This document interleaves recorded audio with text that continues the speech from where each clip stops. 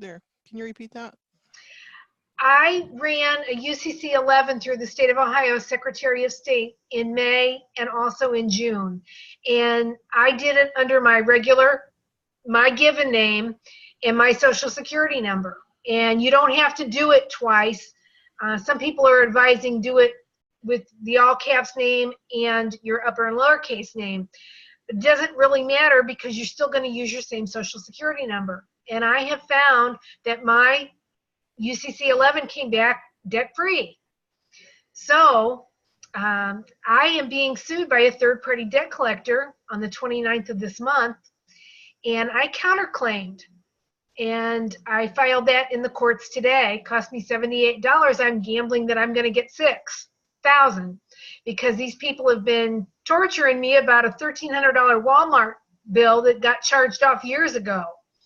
But they wrote a very impressive document to the Akron Municipal Court, said I owed money and had an unjust enrichment at their expense, and that I needed to pay that bill. I owe it and I needed to pay it.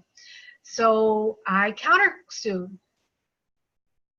with my UCC 11 and other documentation that David provided to me to make them, force their hand, and they don't have anything. So you are countersuing in a small claims court, is that right? It's not small claims court, it's money court. It's theoretically small claims court. That's the most that I can sue for, is, to my understanding, is $6,000. It's a money claim. They're not after me for, to return merchandise. They're after me for money.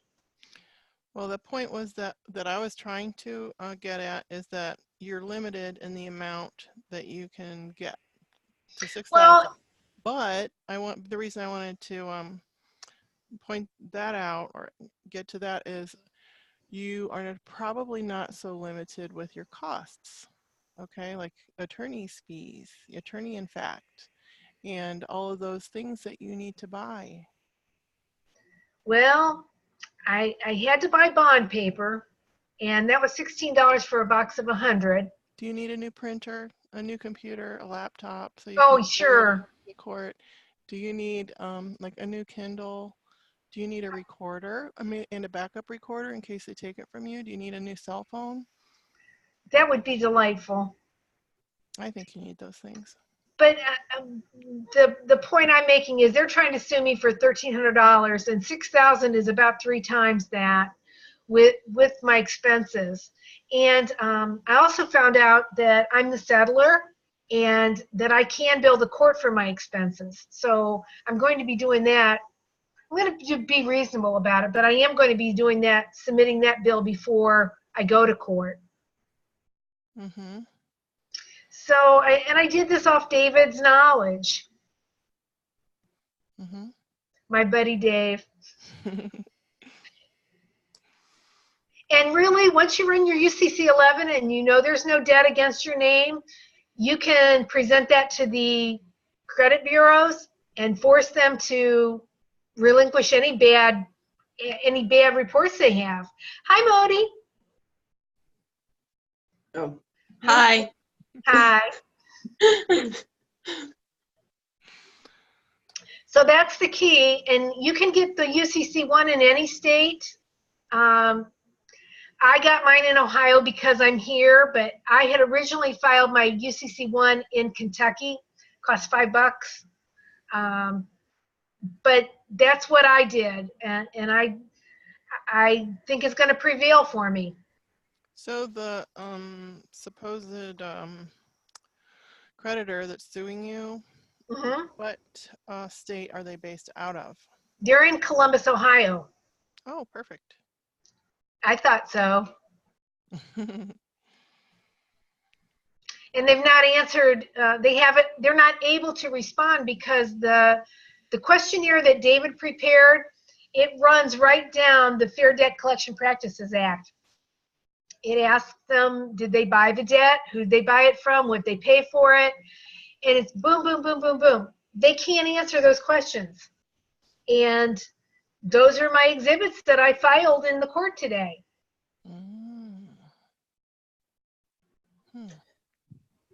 What is it that you're talking about, Marianne?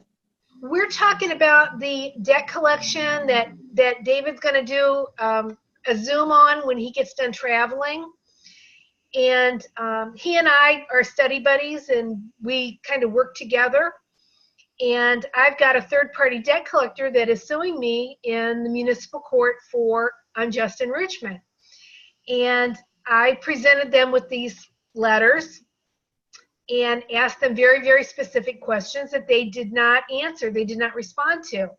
So besides the fact that they did not respond, I ran a UCC 11 on my social security number, and it came back that I don't owe any debt. So I included that in my packet today when I filed with the court. Can you tell us about your exhibit? Is there an affidavit about the questions and answers, the questions that were not answered, but was there like a notice that was ignored?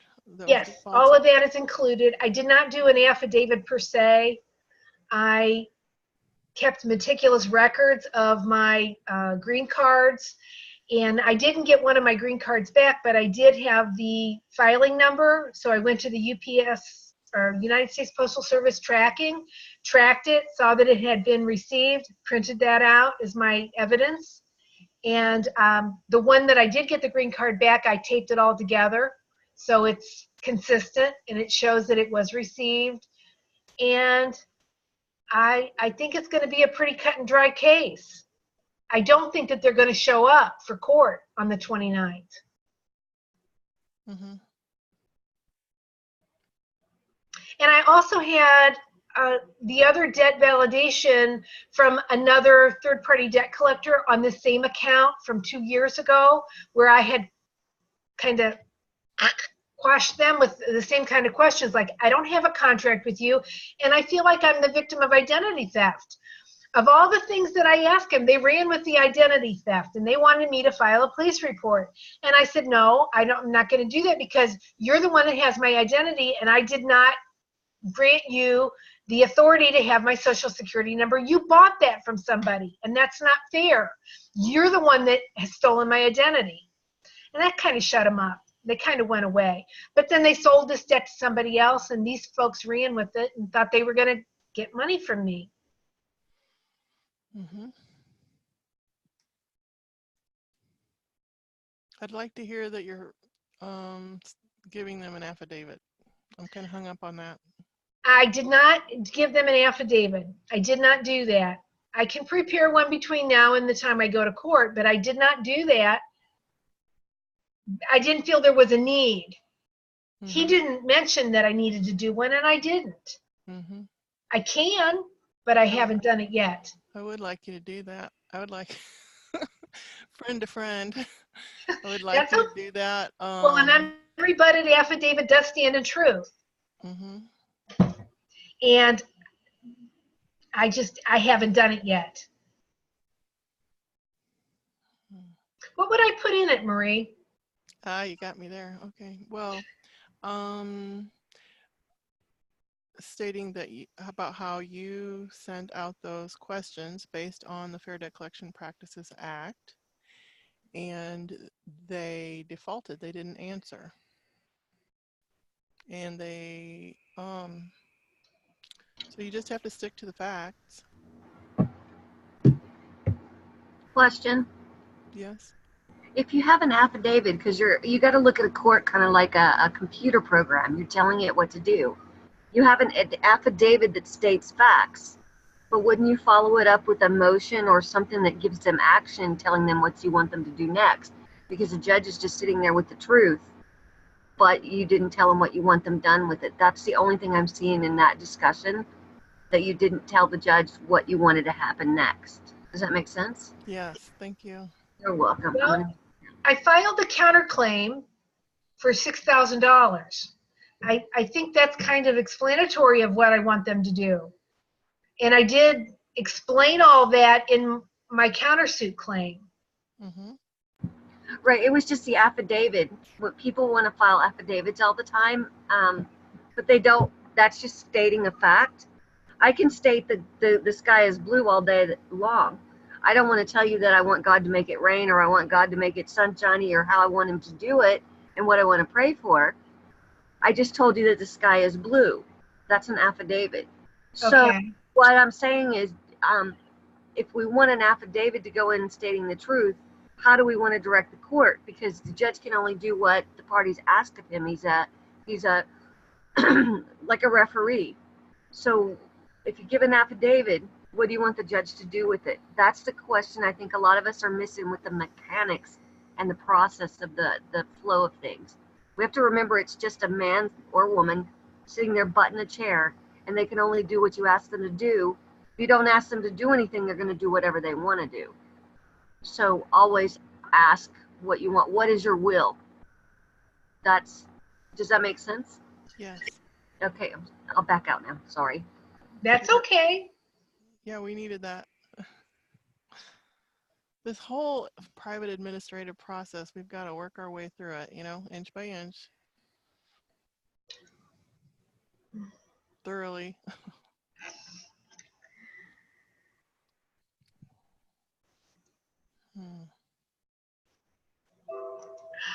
So what other thoughts are there about that, about the action to take? Anything other than counterclaim? It's funny that the call I decided to get on, which I haven't been on in a while because my breaks have been passing 7 o'clock, is a call that pertains to something I've been dealing with since January with the same type of thing with a third-party debt collector, and asking for them to validate and do it properly under the Fair Debt Reporting Act. And they just keep sending me the papers from when I took out a loan back in 2011 from the e-sign. And that is all I get from them. And I've sent it to the CEO. I've sent it registered. I've sent it certified. I've got green cards back. And now they just send me Then you letters default again. them. You default them.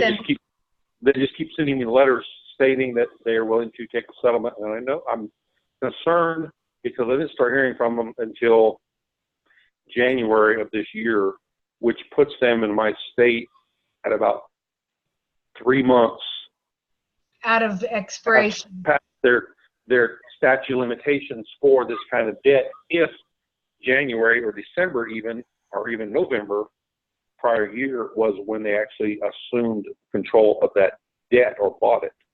But they won't tell me anything about it. And I haven't called them, everything's been in writing. They're trying to get you to recontract after After your it's contract expired. They're trying to trick you. Yeah, I just keep sending them back things, validating that, trying to get them to validate it. And I've sent them a bunch of stuff and back and forth in the mail, and just asking for specifics on what I want them to say or what I want them to answer. And they refuse to answer anything. They just keep sending me settlement letters. Really? So now it's been 2 months, and I got another set of letters a week ago from them because there's 2 accounts. Why don't you try running the UCC 11? And it's going to come back that you don't owe anybody any money. They don't have any UCC 1 against you. And that's a very powerful weapon to wield to them, because you don't owe any money. Looked it up, and like you say, there is nothing there. Send them a copy of that and tell them cease and desist. You're not interested in contracting with them anymore. How do you get a copy of the UCC 11? Where do you search that at? You go to the Secretary of State in any state. You can do it in Ohio. You can do it in Kentucky and California. Valerie Lopez did it, I think, for $8 in California. And you go to the Secretary of State and you look up the UCCs, because they're all off in a separate division, all on their own. And I did mine on the computer. I put in my social security number. I put in my credit card information, and boom, boom, boom. And it came back. There's nothing there. And because it's time-stamped and dated, when it comes back and says there's nothing there, trust and believe me, there's nothing there. I guess then I was able to see mine, and I'm in South Carolina, and I didn't have to pay. But I would imagine then if I wanted a certified copy from them, I would have to pay for it. But that's a cheap fix to get out of whatever this debt that they're trying to hang over your head. Pay Well, $20. Pay $40, whatever they're going to charge you, pay it, get it certified, and then send it off to everybody. Get it off to the 3 TransUnion and Equifax. Send it off to all of those people and demand that they remove any debt that's on your credit report because you don't owe anybody. Okay, I will. That's what I'm going to do when I get done with this court case. And that includes my mortgage with Wells Fargo. I'm going to send them a copy of that too and say, they say I don't owe any money. How do you think I owe any money? I might do that too. I might advise against that. Do an audit on your mortgage where it shows you're the guarantor. Ask them who the borrower is because it'll have a trustee for the borrower, but it won't say who the actual borrower is, and it's not the estate, or you is defined as the estate. So with the mortgage, I would do a little bit different. Michael Obernica has done a lot of work on that. You can get caught up, even though you do the proper things. They've got deals with the courts, and our courts do go through the UK at the highest level in equity. So I would do an audit of the loan that was taken out. Mm-hmm. You are the guarantor. Find out who the trustee is for the borrower. They're the fiduciary for that loan, and ask them why they're not making the payments. And I would ask for the borrower? You will be the guarantor. The name or the estate holder will be the guarantor. Okay. There will be a trustee on that as well for the borrower. The trustee is the fiduciary for the loan. And I would file a counterclaim, and I've never seen this done, but I'd file a counterclaim against the borrower and find out why he's making the guarantor make the payment. He borrowed the money, you're just guaranteeing it. They're not coming up with their end of the deal. Who's the borrower? They won't tell you, but I'd take it to a district court and say, look, I'm the guarantor. Here's the borrower. They're not even telling me who the borrower is. And they're not making payments to me. I guaranteed it with my signature. And this is going to come out on your audit for your loan.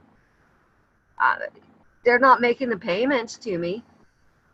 So I would go after the borrower, but you can't find out who the borrower is because Wells Fargo's not releasing it. So that's, breach of contract. It's a fraud contract if you can't find out who you're a guarantor for, and they're pulling a fast one on you. That's a case that nobody's taken to the courts yet. Who actually borrowed the money? Because it'll say it in your audit. You're the guarantor as the person listed on the loan. And they'll have a trustee for the borrower. So who's the borrower? I had a hard time. I lost my house and didn't have time to go to court. I had other things to do. But who was the borrower? They would never tell me. Well, an interesting thing is I've made biweekly payments for all but about 6 months. I've lived in this house since 2007. I bought right before the crash, and I've never missed a payment. I always pay biweekly. And I've always heard that if you pay biweekly, it shaves like 7 years off your loan. I asked them in the spring to do the whole loan thing right from the October 3rd of 2007 through the present. It's called an amortization. They only shave 4 years off of a 30-year mortgage for paying biweekly. Right. I'm just also have at the bottom of your statement that you receive, you also have the check that pays the payment. Well, I'm just figuring out how to do those. I just sent a bundle off to the IRS 2 days ago to pay my electric bill and gas bill and all those kind of bills. I just figured that out. So I'm trying to do that. I didn't do the OID, but I did do a 1099. I did some of that paperwork, a 1096 and a 1099 V, a 1040V for the voucher, and a 1096, and sent those off to the vendors and also to the IRS. Excuse me. if you want to cut your mortgage, you need to make or specify that those payments come off the back end, not just a double payment. They come off the back end. It takes everything off the principal. If not, it's just another payment that you made. Well, that's what they. Oh, you mean you wanted that applied to the principal for 11 years? Yeah, I do. But they just take it. I mean, it just comes out biweekly, and no, I've never called them and specifically said this goes towards principal. I mean, my mortgage is only like $40,000. It's all I owe left on it, but you don't owe. I know I don't owe. I know that. It's just trying to catch up with everybody else that knows how to get this right. Right. We don't know who the borrower is on that mortgage. And be real careful with that, because there's a lot of flaky stuff that we found, and it does go back to the UK, but there's a lot of flaky stuff that goes along with it. I think Michael Veronica is the only one we found that actually got it done with the land records and everything 100%, and he's had it confirmed. But people have been doing that for years. Just be real cautious about it and do your homework. Well, that's why I won't stop making my payments, because right. I don't want to. You fall behind and it's $700 a month, and oh, that's not very much, and da da da da. And my brother hasn't made a house payment for over 11 years. He bought a house. He bought my grandmother's property in Florida, refinanced it, and they're coming after him now. They want the property. We just moved it to federal court last week because it's a tax issue at this point, because they're going to stick him with a 1099-A for abandoning the property. They already said they're going to. And you can't overcome that with the IRS.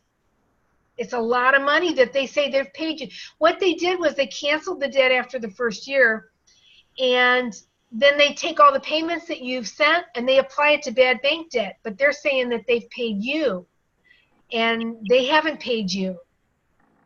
It's pretty tangled. Right. Well, that's above my knowledge level right there, so.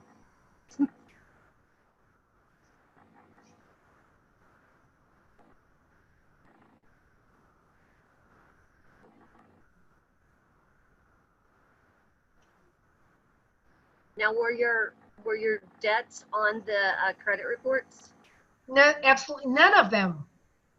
Okay. Not one thing.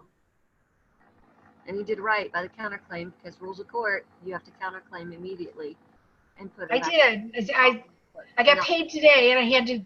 I tried to do it last week, but I had a small claims document that came off their website. They said, this isn't small claims, this is money claim, and you've got to make your own document. And I said, okay, no problem. So I went home and redid it and fixed it all up. Good.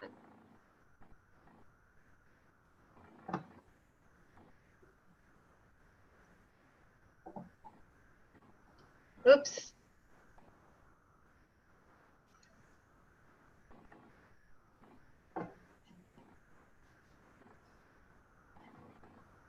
I have to step away for a minute.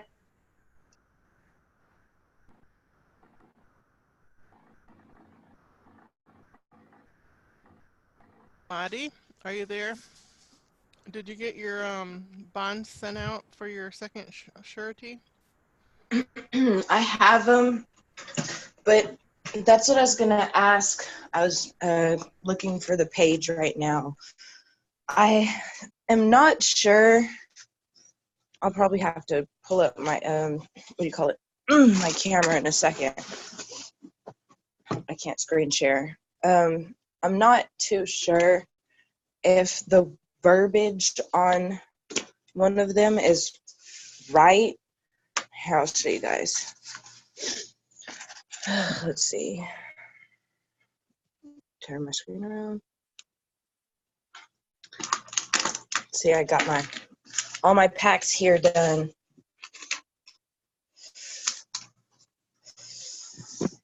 Let's see.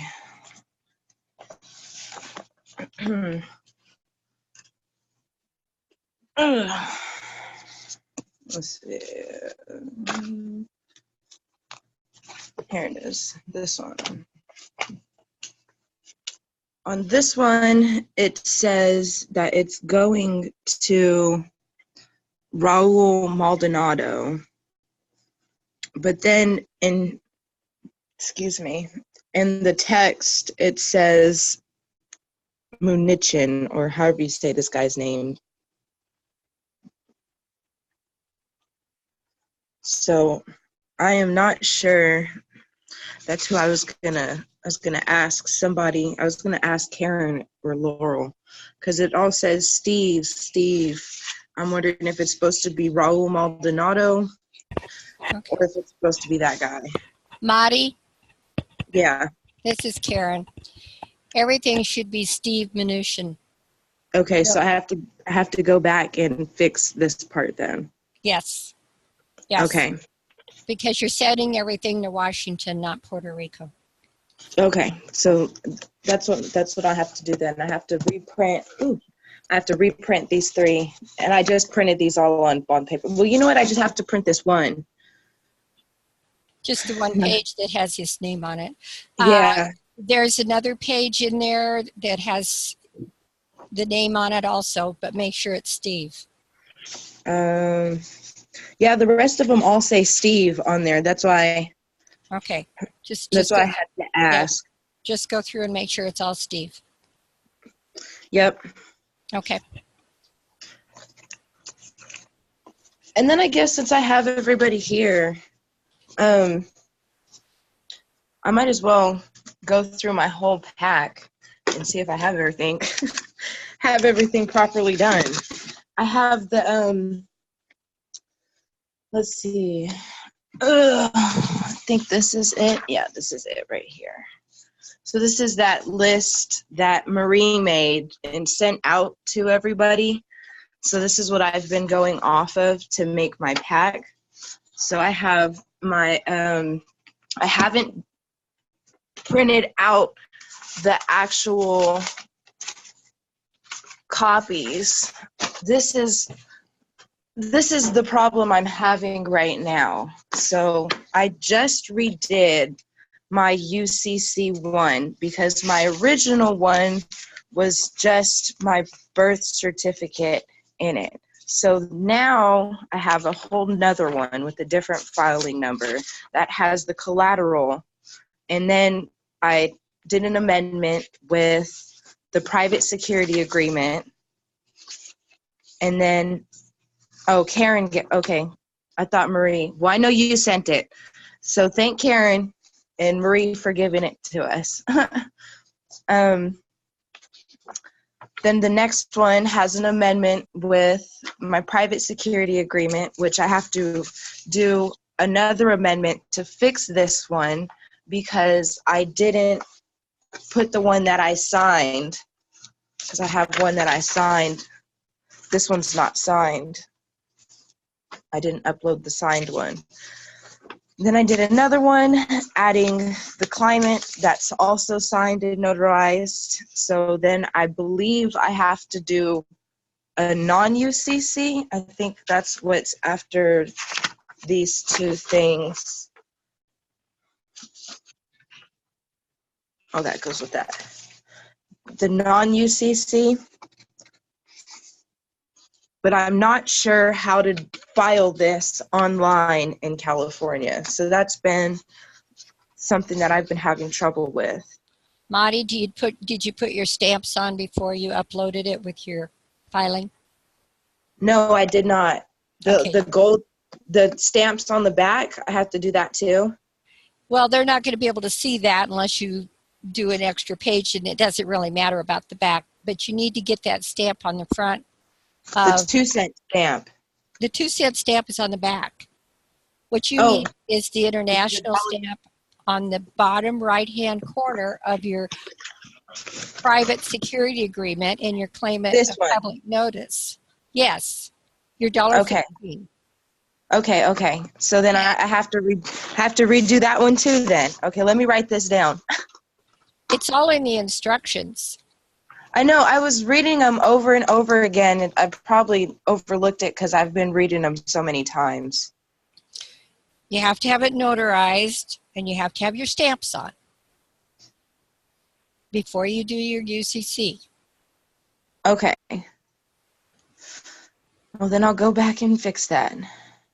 I need to go to Dollar Tree and get a gold pen. Yep.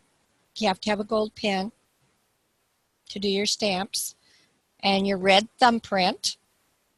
Yeah, I have the ink. I have the red ink already. Okay, well, you need to do your thumbprint on your stamp, half on, half off. Okay.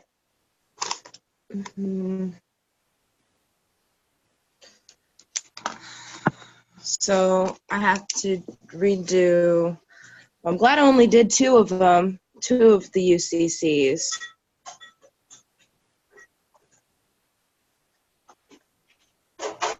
And so when you do your UCC 1, you're going to have your collateral box, your private security agreement, and your claimant of public notice all goes in. And you need I know I have to do them separate because in California there's only a maximum allowed items that can go into it. Scan it in all as one document. I tried doing that. And it wouldn't take it. Yeah, it was too. It exceeded the amount, the upload amount space, basically. Okay, well, you can upload, and then you can go back in and upload another document on the same filing. Oh, like multiple ones. Yeah. Okay, I'll try that. Oh, because it'll ask for if there's anything else. Okay, yeah. I'll have to look at that. If I'm having trouble, I'll send you a Facebook message. Okay. Let's see. I seen there was a chat message. I'm going to the bank. Be right back. Okay. Okay, Marie. That sounds good. And you also, you're going to have your UCC done before you can do your bonds, because you have to have that number to go out in the front of your indemnity bond and your. Yeah, I know. I seen that because I already put it on. I think it's on this one. I don't have my screen up, so I can't see what you're putting up, but. This is the private registered bond for set off. It's on the indemnity bond. Yeah. Yeah. So that's why I was trying to make sure I had it all figured out, done properly and right, but there's still some things I have to do before I send it out. So I was waiting for this meeting today to see what was going on, and I was going to ask my questions once everybody was done, but here I am getting the chance now. So I have to fix those. And I know I still have to put all the stamps and everything on my all my pages. Bond. Yeah, on all of my pages mostly, because I haven't finalized with the stamps yet. I want to make sure all my all the typing and everything is done properly. I haven't signed anything yet, also because I want to make sure I have the proper pens. But everything is notarized in all 3 of my packs, and I have my birth certificates. They just haven't been written on, and I haven't done the rest of my UCCs. Like I have to do, let's see, after the power of attorney is the UCC 3 assignment. So this is another thing I was having a question on. If this was the one that I'm supposed to send to Lansu on Delaney Street, is that supposed to be the assignment? That's an assignment for your copyright. Okay, so yeah, that's the one. All right, so yeah, that goes together then. Because I remember I had that one with the UCC bond assignment. I had them both together. The bond assignment is a separate one.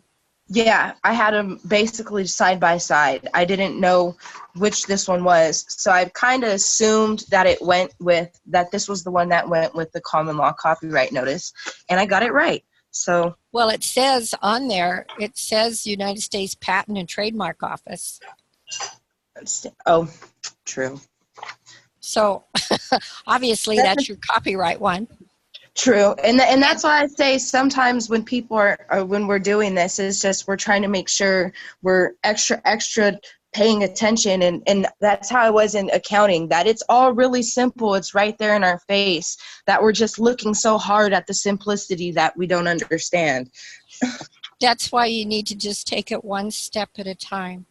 Yeah, that's why every like 3 days, this is what I've been doing. I've been coming back and looking at my stuff, because I'll sit here all day working on this stuff and be here till 11 o'clock at night, and then the next day I'll try to come back and do it. So I've been trying to make sure I pace myself, because I know I'm getting to the last strides of what I need to do, and I'm not trying to overwhelm myself with it. Yeah, and for your bond assignment, you'll know that that's the one that goes to the U.S. Treasury. So. Yeah, I finally figured it out like a couple weeks ago. I think it was 2 weeks ago when I was looking at it, and I was like, oh, this one is this and this one is that. Yeah. Oh, I should have known that. So then I have my the UCC 3 with the assignment of the common law copyright notice. Then there's the hold harmless indemnity agreement, and that's notarized. Then I have my IRS Form 56, and I know PJ did that nice big paragraph on there. So what I did was I filled it out online, and then I downloaded it as a PDF, and I sent it to DocuSign, and I uploaded a text box and put my information in the text box for section A, number 1, where it says describe other.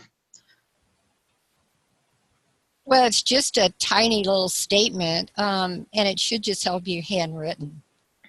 Yeah, but sometimes depending on my handwriting and how I'm feeling that day is really sloppy. So I've just been trying to type everything to make it look neater,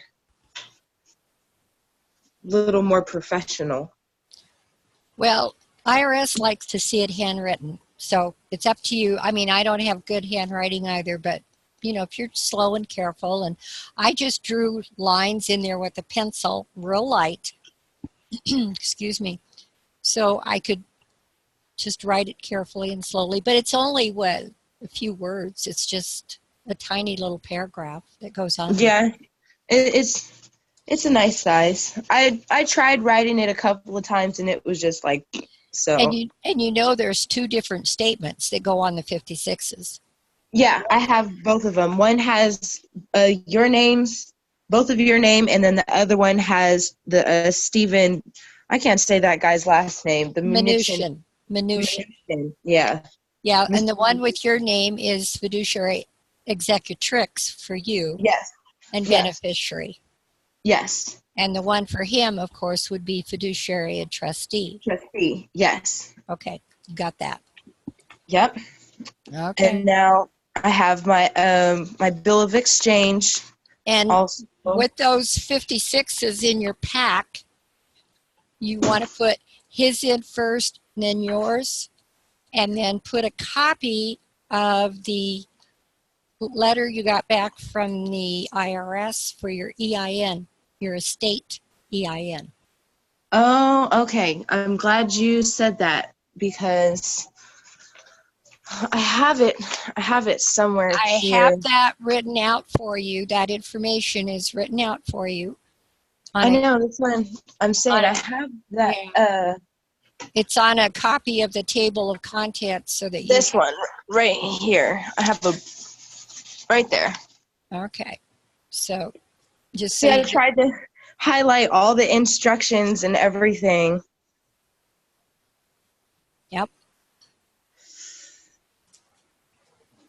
Right here, it does say that. Boom, boom.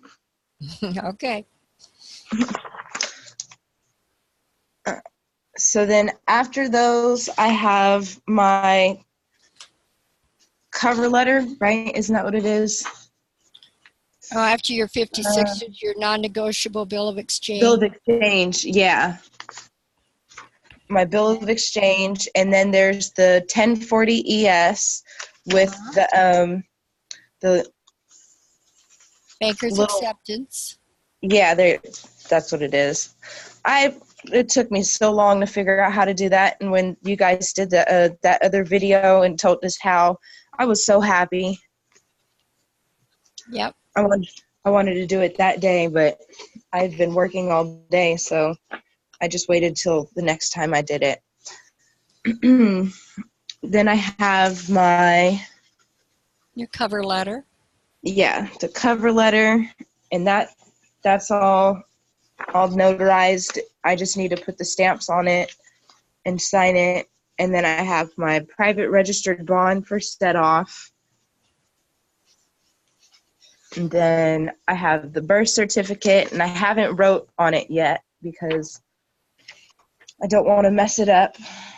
I just laid a transparency over mine, and I wrote it on the transparency, and then I photocopied that onto my birth certificate.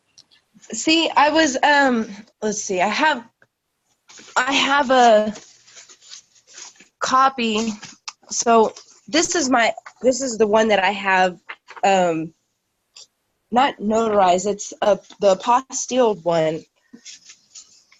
And I made copies of the new one I have, and I did try, because I was trying to just write it on there.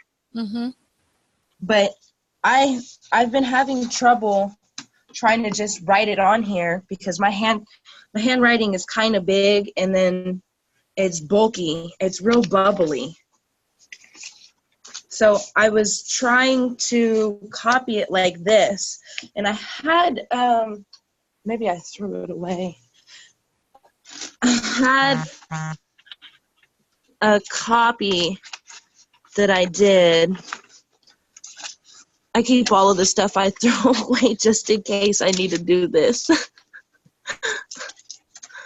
I keep it all in one bag. Yep, see, here they are.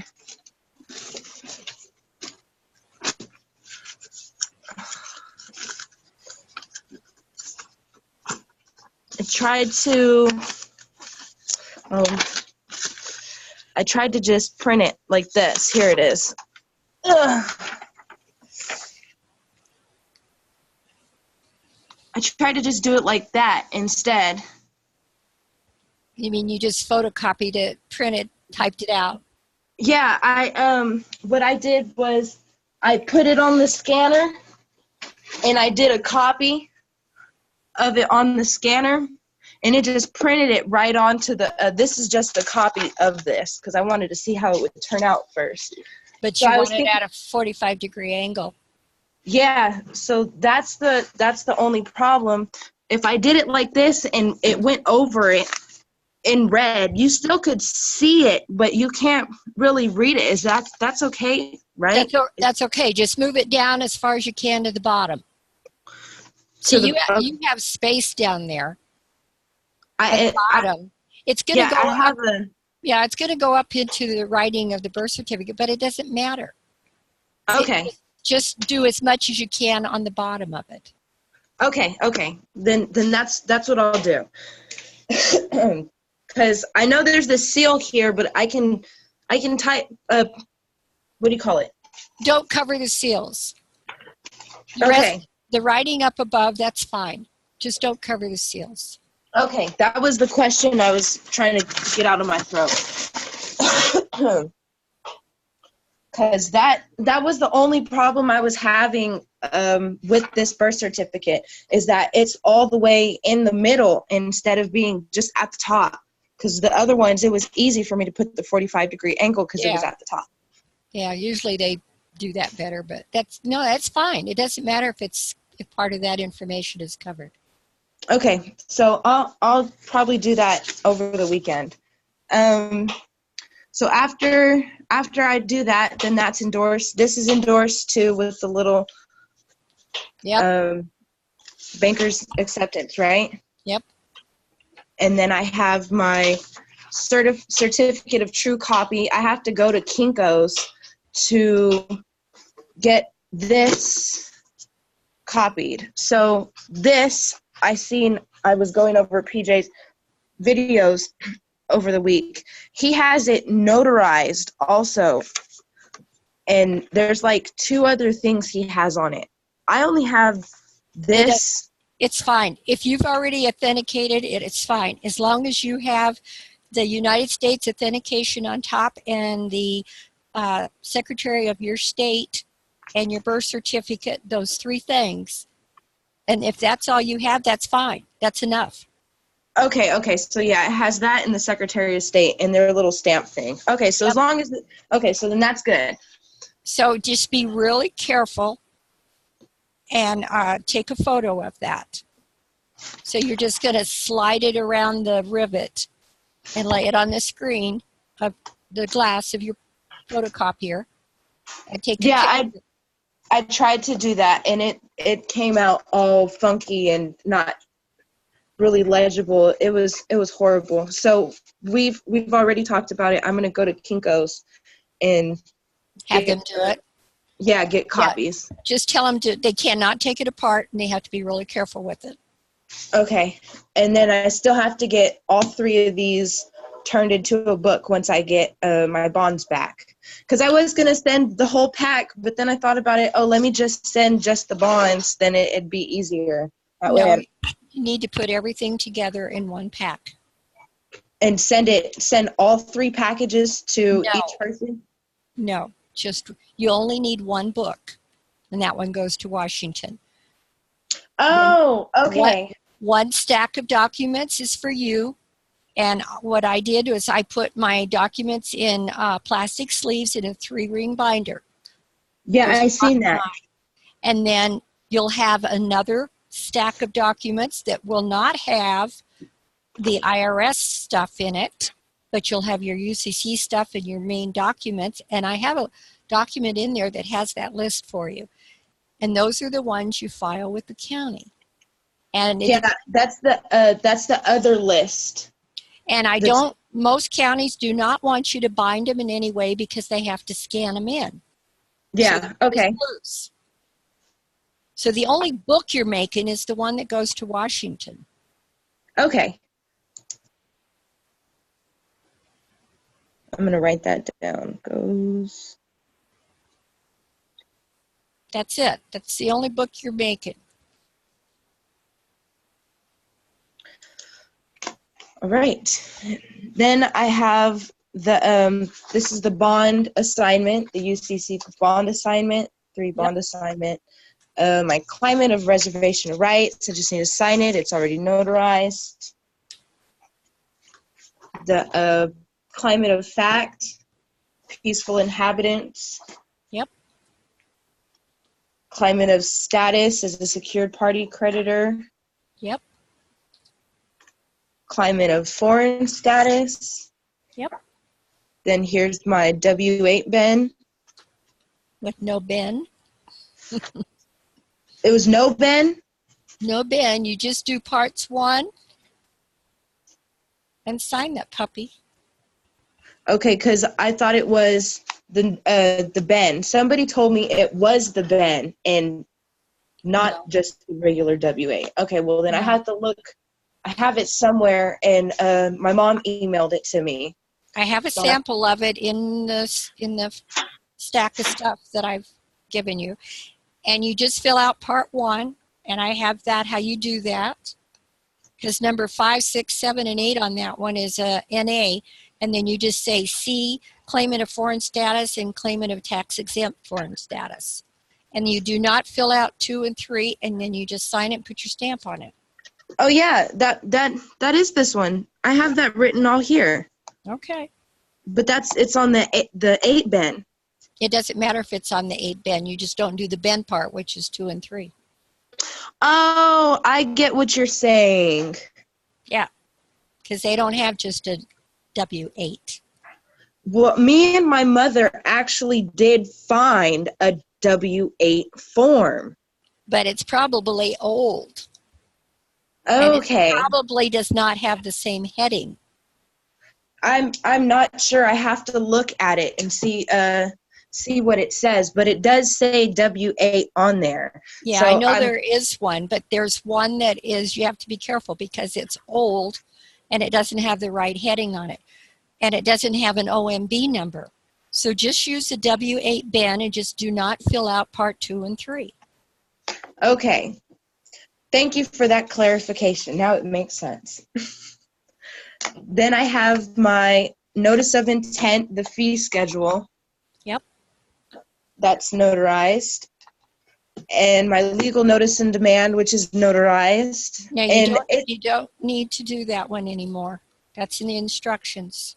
And notice it's not on the list on the table of contents. It's not on there. It is. The legal notice and demand is on the table of contents. Is it? It should not be because we are no longer doing that one. Oh, okay, well.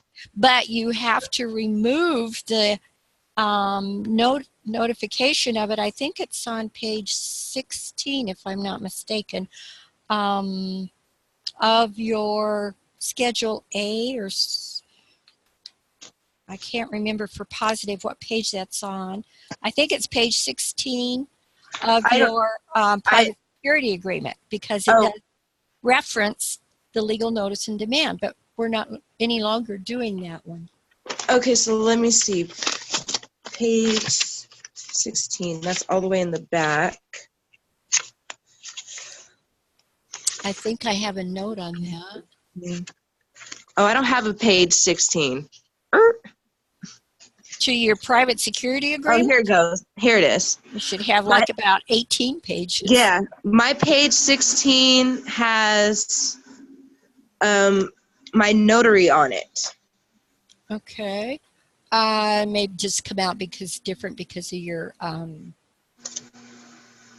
type or whatever. Let's see. Oh yeah, here it is. Schedule A, page 17. Now I just pulled up my, let's see. Let me go back and see if I have that on there.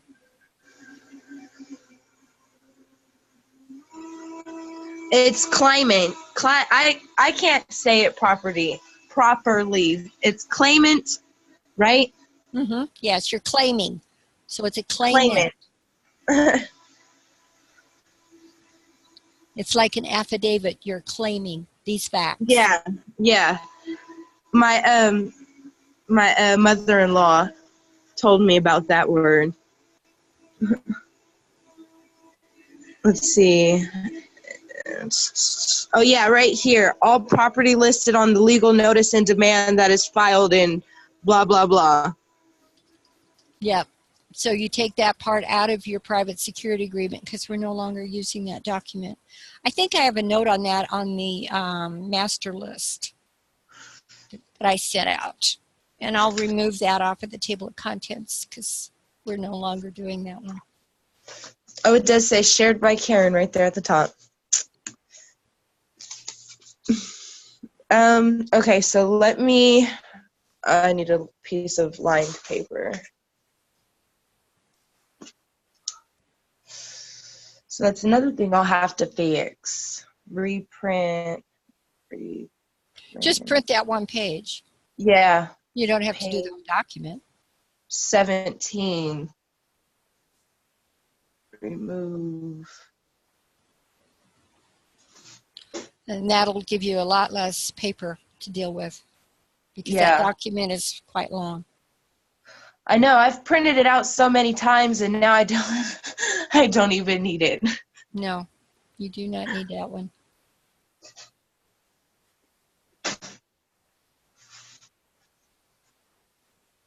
Okay. Alrighty then. So back to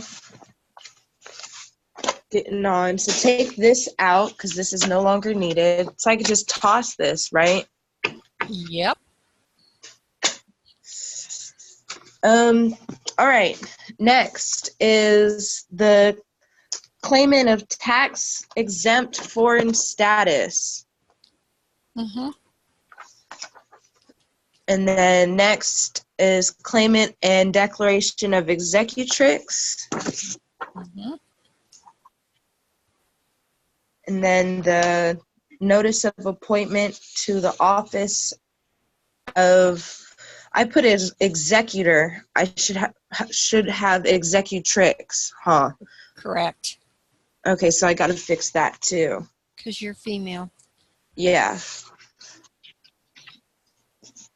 And then let's see. After that one is notice of absolute forgiveness. Mm-hmm. Then there's the 8832. After I went to the IRS and gave them my 8832, I had just realized that I didn't sign it. Well, you got it stamped and you have it, right? Yeah, but the one I gave to them, I forgot to sign. Is that a problem? Just send them a copy of yours signed. Okay. Send it certified mail. And just put a note in and say, I did not sign mine. Here is a replacement copy.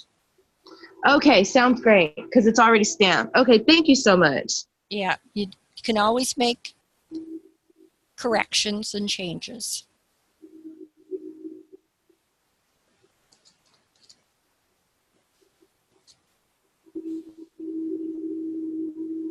All right. Oh, goodness. Okay, so then I have my, after the 8832, here's my standard form 28, and it's has everything in it, and it's notarized. Yep. This one I'll also have to put a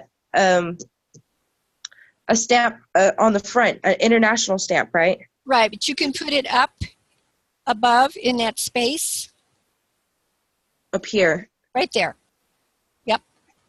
Okay, because she knew her stamp wasn't going to fit here, so she put it down here. Yep, you put your stamp up above because that's her block. Okay, sounds good. Let me turn this the right way. Keep everything organized. Then here's my proof of life. I have to get this one notarized, re-notarized. I thought I did it, but I didn't. And then I have my certificate of trust. Yep.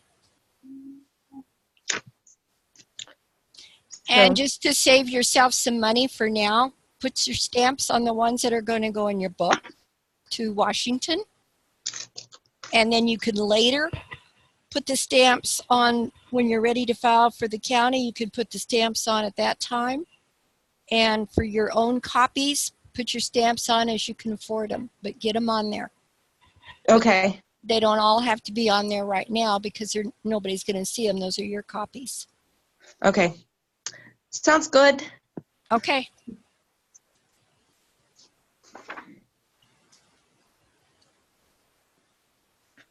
I think I have no questions. Well, we took up half the call probably, so. I know.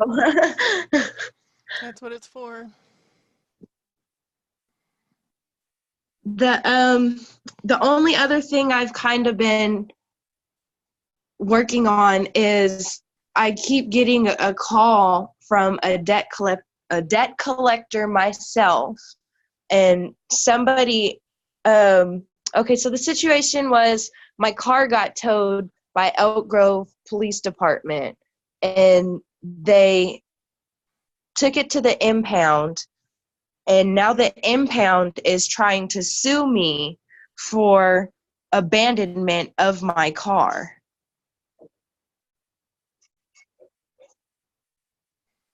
I listened to a video that Albert Tatum. Yeah, him. He sent me a video, And what the lady was talking about, her name was Truth. What she was talking about was suing the police department and the tow company for grand theft auto and kidnapping of my car. But I'm not 100% sure on what I'm supposed to do for that process because they didn't go into specifics about it.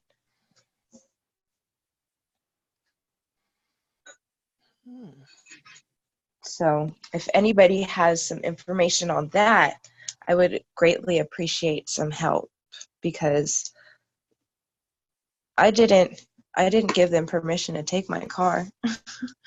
They threatened me and stole my vehicle. Body, rules of court, rules of civil procedure, you have to counterclaim and do a countersuit. So listen to what Marianne said at the first. She counterclaimed and countersued. Okay. So you have to think of it that way. And you have to think of the rules of court and what they're doing in their process. Okay. Okay, does that make sense? Yeah, I have Marianne's email, so I would probably want to personally contact her and talk about that then. That'll probably work. All right, I'm backing out. Well, other than that, I'm here to listen to everybody else. My son had a car impounded, and they only sat on it for 2 months, and then they sold it at auction. So if you're going to counter, you need to do it quickly before they sell it from underneath you. It's probably been already sold. This happened all the way in, what was it, babe? Like February? I think it was February when they took the car. So it's long gone. I know I still have the title. I can't say the guy's name. Albert Maximus. Yeah, he told me that I have in California, because we looked it up, I have 3 years to I can file a UCC. Was it a UCC with my car title on it and claim the car and then do the sue, because the car's underneath the state, at least, is mine, because the state has no interest in it no more because I have the title in a UCC to me. But then there was somebody saying I have to get a manufacturer, it was something else I was trying to look for, but I had to contact Subaru to get it from them. A copy of the manufacturer certificate of origin. Yes, that.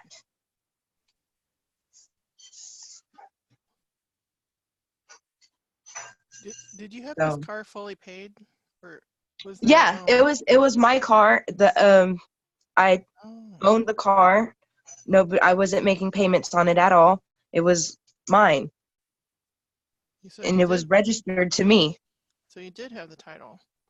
Yes, that's what I said. I had the title, but they were saying get the manufacturer's type, something of origin. I can't even remember. You just said it too. Certificate of origin. Yes. From Subaru.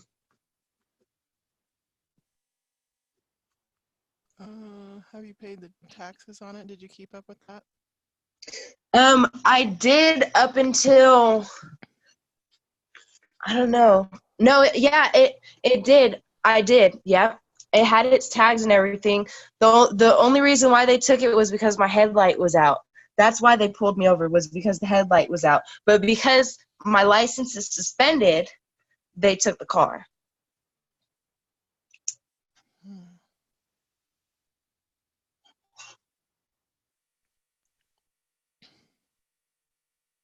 I was in the beginning of this. Go ahead. You weren't driving it when you weren't pulled over while driving, or were you? Oh, I guess you would be, because you don't need the headlight on when you're parked, right? Right. Yeah. I was I was traveling Mm-hmm. That's what I always say. I was traveling through Elk Grove on the way to a friend's house when they pulled us over. The beginning of this year, I was in the process of trying to get my car from get that Subaru from being in the system to being out of the system as a private vehicle. So I was trying to figure out what I needed to get for the private license plates or an exempt license plates. And within that process, the police ended up taking my car. Because of who my husband is, we ended up having a lot of problems out in Elk Grove. The police would constantly target us, and because they knew what our car looked like and who we were constantly harassed. So it was a constant battle between the police out here and I. When you were pulled over, how many people were involved, like on their side? Like, were there 2 or more policemen? Hold on. How many police came when they took the Subaru? There was like 5 cars, 10 officers, 10, 12 officers, and then they broke it down to 8 once they decided to get the car towed. Yeah, there was a lot. So it was not a crime. It's a statute or code that you are not subject to. It was not an emergency, so they weren't supposed to be pulling you over in the first place. And it's RICO. So you can use all of those things. And it's Okay. usufruct. And it's it's extreme. They're not just taking a little bit, like to take care of their administrative costs. They're being extreme in their abuse of you financially. oh yeah. Okay, I understand what you're saying. So it's not a crime because it's a statute or code that you are not subject to. Okay, you can use your certificate of license. You can also use your passport, your non-citizen passport if you have one. No, I don't. Oh, okay. You might want to get one.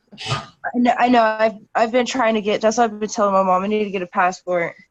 Plus postal sweep if you can. That's not. I use a homeless shelter. Oh yeah. Their address. All right. All right. So it's not a crime. There was no emergency in RICO. It is RICO, and it's usufruct. And use of what? USU FRUCT. USU FRUCT. So you can look up those things and research. All right. I definitely will.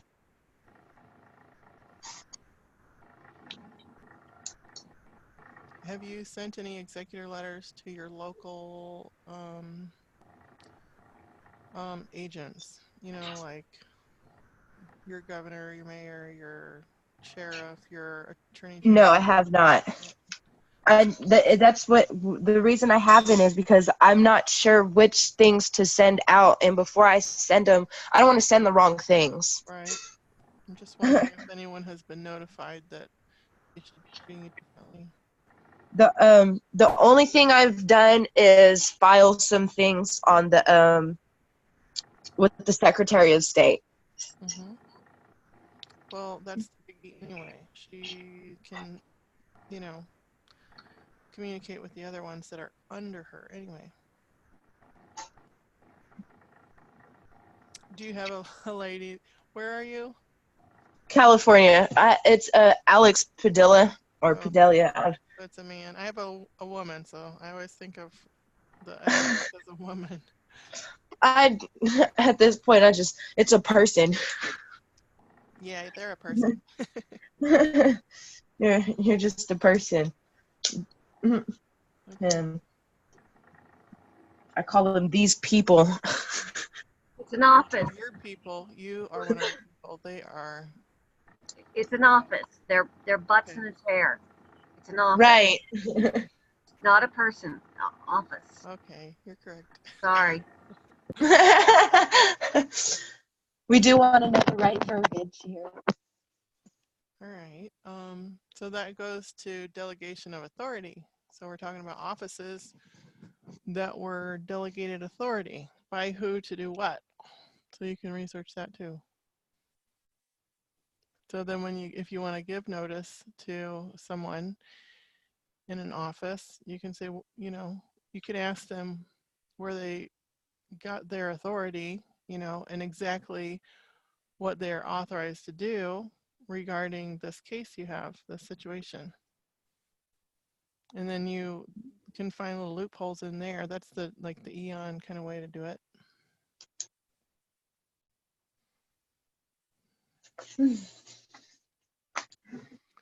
Sounds good. Sounds good to me. Yeah, and that's what it says on my little napkin notes. It's all sue for grand theft auto, sold the car, sue for grand theft auto, find the law, who gave the authority. The delegated authority, it comes from somewhere. So where did it come from? And what exactly are the stipulated conditions for their authority? What does it cover? That pertains to your situation. That pertains to you in general. Who said you could do this with my stuff? In regards to you, addressing you and to your stuff. You have the title. Yeah, I still have it. It's around my pile of papers here somewhere that I have to finish cleaning up. But yes, keeping up with taxes is an important issue, and then you could use IRS to help you too. Yeah, and that's what they had taken the car from me once because, like I said in the beginning, I was trying to figure out the process of making it a private car. So I did not go and get tags, but they forced me to go get them. My grandmother actually had to pay for them for me, and I ended up getting the tags, and then they took it again because the light was out. All of this after being told that you were going to make the car a private vehicle for about 3 years straight. Yeah. So it's been documented. Yeah, they did know that I was in the middle of this process because they've pulled us over plenty of times, and I've constantly told them I'm not subject to what you're telling me I'm subject to. I don't have to do that. Here's paperwork that I pulled out of my glove box with all the proof and had the codes on it, and they left me alone. It was targeting because the same cop that had pulled us over and took the car, he followed us for well over a block. Yep. Before he pulled us over. Yep. That was the And he had already dealt with me prior before the thing. Same incident, different vehicle. Yep. They recognized us once they had all the there was multiple police officers in the area, and a couple of different times the police were like, "Oh, I recognize you. You guys are from over off of such and such. You guys are those people." So It's on film too. You have some incidents on film with that. they Elk Grove Police Department does not like us at all. You never know. Sometimes they might even somebody might mess with your tags or your lights. Oh, nobody actually messed with our car because we are well known within the city. Most of my family in Sacramento, most of the people in Sacramento were related. And then he has a lot of friends who know my family, so we're well connected, let me say. People know that who we are and who our family is. Just keep it honest. You don't mess with our car because you're gonna get your ass handed to you. Don't mess with the car. Yeah, car it is too. I still have my title here. I need to, what do you call it? I need to take a scan it and upload it and do the UCC on it. Yeah. So that's probably what I'll end up doing today, and reporting my vehicle stolen. Have they done a UCC one on that? I believe nobody has. Well, why don't you hurry up and do the pre-filing form? Yeah, that's why I'm gonna end up doing today, because I'm gonna email Marianne and get a little bit more information on that. Because my Subaru was beautiful. I loved my Subaru. If you do that pre-filing form right away, that gets you first in line. The pre-filing form. That you're going to file a UCC one. You don't really have to if you're going to hurry up and do the UCC one, but you know, it's one of those things people can do. Oh yeah, no, I'm just gonna file it and then talk to Marianne about how to do the countersue. You can add a lot to it, like that list I mentioned.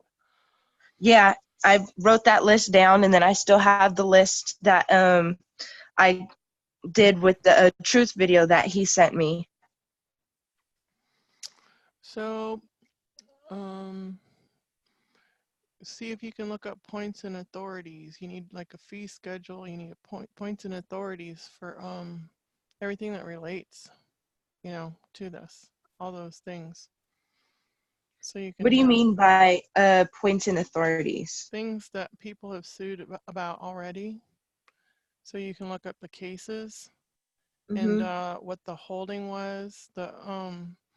The judge holds that such and such. Okay, so it hinges on that, the holding of the judge, the reasoning, the logic, the law that he's citing.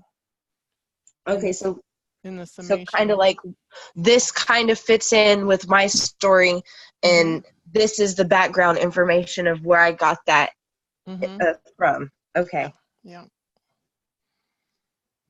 Okay. Does anybody else have anything for today?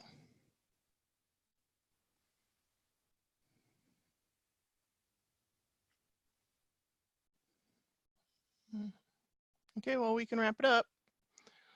Thank you, everybody. Thank you, guys. I appreciate your help so much. I'm glad you brought all of that to our attention today, Madi, and thank you, Karen, for helping so much. Yeah, I appreciate it. And Lori, thank you for keeping us on track with court. You're welcome. Okay, I'll end the meeting now.